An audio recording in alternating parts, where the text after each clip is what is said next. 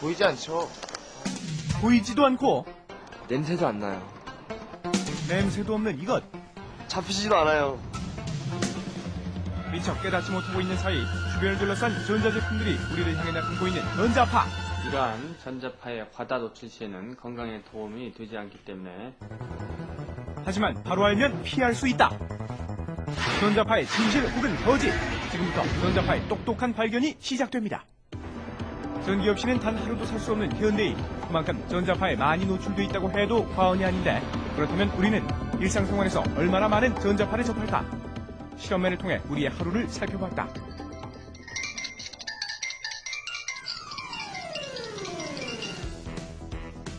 눈 뜨는 그 순간부터 만나는 전자제품. 씻을 때도, 출근 준비를 할 때도 전자제품 사용은 계속되고, 심지어 업무 중에도 피할 수 없는데, 그렇다면 퇴근 후 모습은 어떨까? 세탁을 할 때도, 구석구석 청소를 할 때도, 휴식을 취하며 TV를 볼 때도 어김없이 사용되는데, 그렇다면 하루 동안 우리가 최대로 흡수할 수 있는 전자파 양은 얼마일까? 인체 보호 기준은 833mgauss, 반면 실험맨이 받은 전자파 총량은 무려 1255mgauss로 보호 기준량은 훨씬 넘어섰다. 전자파가 세포의 DNA를 망가뜨리고 게다가 DNA 손상, 암 발생 위험 같은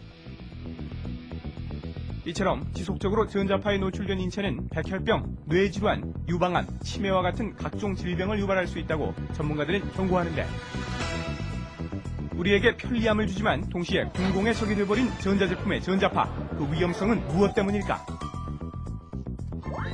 사람의 몸속에 쌍을 이루어 존재하는 전자는 전자파에 노출되면 그 영향으로 이별하게 되고, 헤어진 이들은 각각의 자유 라디칼로 변한다. 그런데 외로움에 몸서리치다 못해 난폭한 성격으로 돌변한 자유 라디칼은 DNA를 못 살게 굴 뿐 아니라 다른 세포의 자유로운 이동을 방해하고 상처를 입히기도 한다는데, 이런 현상은 특히 뇌세포에 치명적인 영향을 미친다는 연구 결과가 보고됐다. 그래서 직접 확인해 나섰다. 전자파, 과연 뇌에 영향을 미칠까? 정확한 실험을 위해 먼저 전자제품에 노출되지 않은 상태에서 뇌파 검사를 실시했다. 그리고 이번엔 전자제품을 뇌 가까이에서 사용하면서 검사를 실시했는데, 과연 그 결과는? 실험을 도와준 연구진도 놀랐다.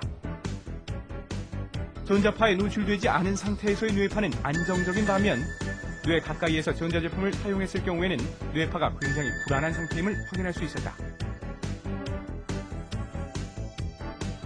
그렇다면 어떤 이유 때문에 전자파는 뇌 건강에 좋지 않을까?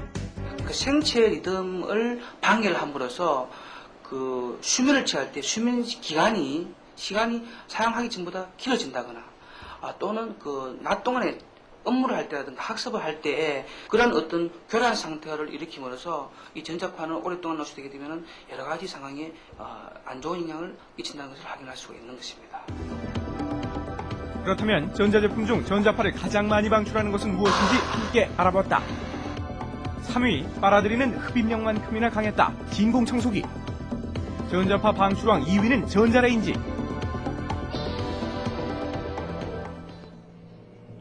그렇다면 세상을 깜짝 놀라게 할 대망의 1위는 소리 없이 강하다. 러닝머신. 하지만 크게 걱정할 정도는 아닌 것이, 실제 이용 시에는 인체와 충분한 안전거리를 유지하기 때문에 최대치의 약 90분의 1에 불과하다고 한다. 내친 김에 전자파가 두꺼운 벽도 뚫는다는 제보를 확인하기 위해 한 가정집을 찾았다. 집안을 살펴보니 여느 집과 마찬가지로 각종 전자제품들로 가득 차 있는데, 바로 그때 제작진 레이더망에 포착된 것. 벽을 사이에 두고 침대와 텔레비전의 뒷면이 마주하고 있었는데, 과연 전자파가 벽을 뚫을까? 에이, 설마 이 벽인데 벽을 뚫고 전자파가 여기까지 오겠어요? 그럴 것 같진 않은데요.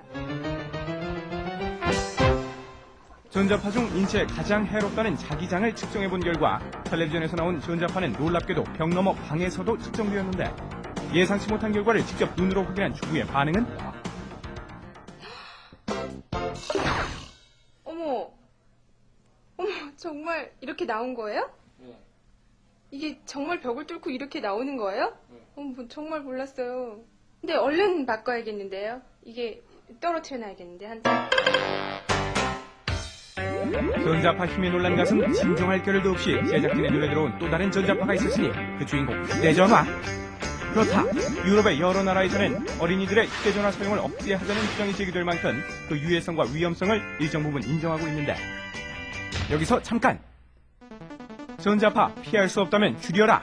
전자파를 차단한다는 속설 속 물건들을 모아 직접 실험에 나섰다. 정말 전자파 차단에 효과가 있을까? 우리의 궁금증에 명쾌한 해답을 줄 전자파 전문가 등장! 실험 방법은 이렇다. 전자파 방출 그 2위에 빛나는 전자레인지에 각각의 물건들을 설치한 후 전자파의 변화를 측정하기로 했다. 일단 아무것도 설치하지 않은 상태에서 전자레인지를 가동해 그 수치를 측정하고 먼저 선인장의 진실부터 확인해보자. 전자레인지 주변에 선인장을 둘러봤지만 날카로운 가시도 전자파는 막지 못했다. 그렇다면 가정에서 많이 사용하고 있는 수채 효과는? 전자레인지 앞에 공들여 쌓은 탑, 또 결과는 마찬가지. 전자파를 차단해준다는 구리 성분의 10원짜리 동전은 과연 효과가 있을까? 자그마치 500개의 10원짜리 동전도 전자파를 막기에 역부족이었다. 공기나 수치나 선인장 같은 것들이 전자파를 차단하는 데 효과가 있을 것이라고 생각을 하는데 실제 측정을 해보면 거의 효과가 없다는 걸 알 수가 있습니다.